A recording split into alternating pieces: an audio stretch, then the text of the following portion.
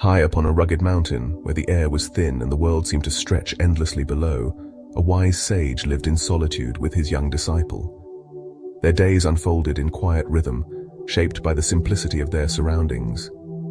They tended to a small garden, gathered firewood, and meditated beneath the vast sky. The disciple, still youthful and restless, found the repetition stifling. Each task blurred into the next, a monotonous cycle that dulled his spirit. The sweeping of the stone path, the fetching of water from the stream, the tending of the fire, all felt like burdens, heavy with sameness.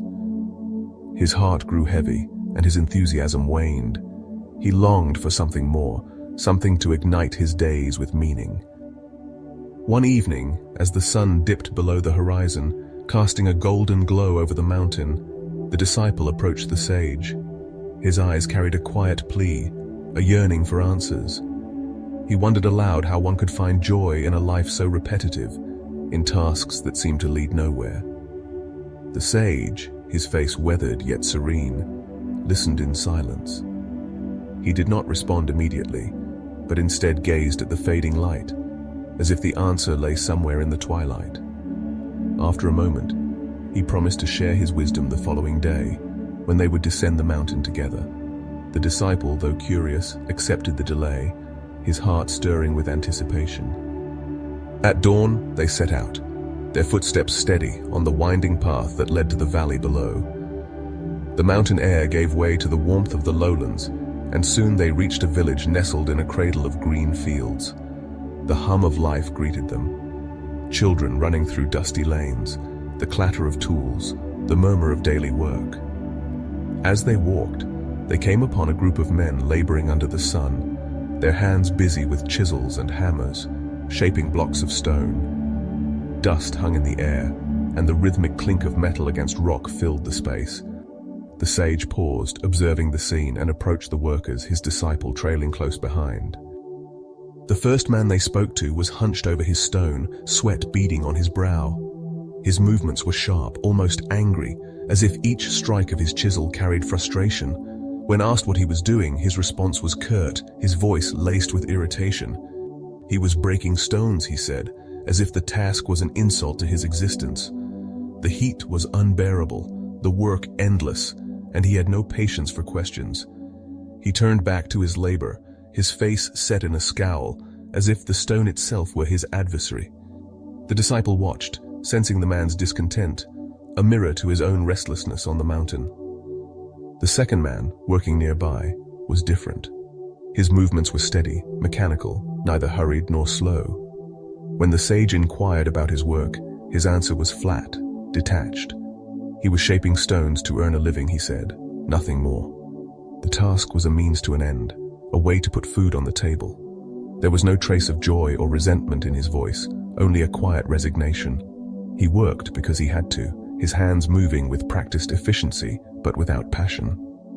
The disciple noted the man's indifference, wondering if this was the fate of all who toiled day after day. Then they approached the third man. His hands moved with care, almost reverence, as he shaped the stone before him. A faint smile played on his lips, and his eyes held a spark of quiet pride. When the sage asked what he was doing, his response was warm, filled with purpose. He was not merely breaking stones, he said, but crafting the foundation of a school where children would gather to learn. He could already see them, bright-eyed, eager, filling the rooms with laughter and curiosity. Each swing of his hammer was a step toward that vision, a contribution to something greater than himself. His work was not a burden, but a gift, a source of joy that radiated from his very being. The sage turned to his disciple, his eyes steady and knowing. The lesson was now clear, though he spoke no words at first. The disciple stood in silence, the three men's responses echoing in his mind. They all performed the same task, their hands shaping the same stones under the same sun. Yet their experiences could not have been more different. The first man was consumed by frustration, his heart closed to anything but the weight of his labor. The second man was untouched by joy or sorrow, his work a hollow routine to meet his needs. But the third man, he was alive with purpose. His heart was open, his mind filled with the vision of what his work would become. He did not see stones, he saw a future, a legacy, a gift to others. The sage finally spoke, his voice gentle but firm. Happiness, he explained, did not lie in the task itself. The stones were the same for all three men, as were the tools and the effort. What set them apart was how they saw their work, how they carried it in their hearts. The third man found joy because he worked with passion, with a sense of meaning that transcended the act of chiseling stone. His labor was not just for himself, but for others, for a purpose that lifted his spirit. When the heart was engaged, when the mind saw beyond the immediate, even the simplest task could become a source of fulfillment. The disciple listened, his gaze drifting to the village around him. The lesson settled deep within him, like a seed taking root.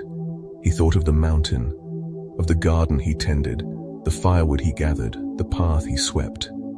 These tasks, once so tedious, now appeared in a new light. They were not just chores, but part of a life he was building, a discipline that shaped him as much as he shaped the world around him. If he could see them with purpose, with care, they might become more than routine. They might become a path to joy. As they climbed back to their mountain home, the disciple felt lighter. The air was still thin, the path still steep, but something had shifted within him. The sage walked beside him, silent, his presence a quiet reassurance. The disciple began to see his daily tasks differently, not as burdens, but as opportunities. He could tend the garden with care, imagining the nourishment it would bring. He could gather firewood with gratitude, knowing it would warm their nights. He could sweep the path with mindfulness, each stroke a meditation on presence. In the days that followed, the disciple approached his work with new eyes. He poured his heart into each task, finding small joys in the rhythm of his efforts. The mountain no longer felt like a cage, but a place of growth, a canvas for his purpose. He learned that happiness was not found in changing his circumstances, but in changing how he saw them. With passion and belief, even the smallest acts could carry profound meaning. The sage watched, a faint smile on his lips, knowing the disciple had discovered the key to a life filled with joy. A life where every task, no matter how simple, could become a source of inspiration.